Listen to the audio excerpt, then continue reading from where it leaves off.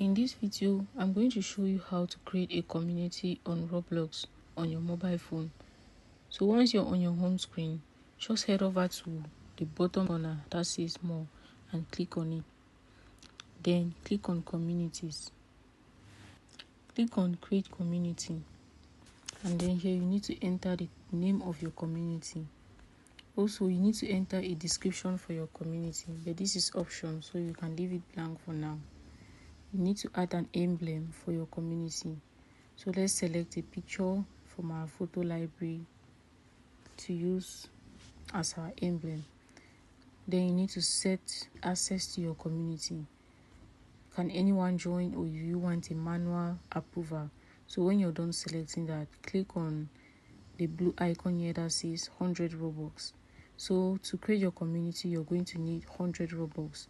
If you have 100 Robux, just go ahead and click on 100 Robux.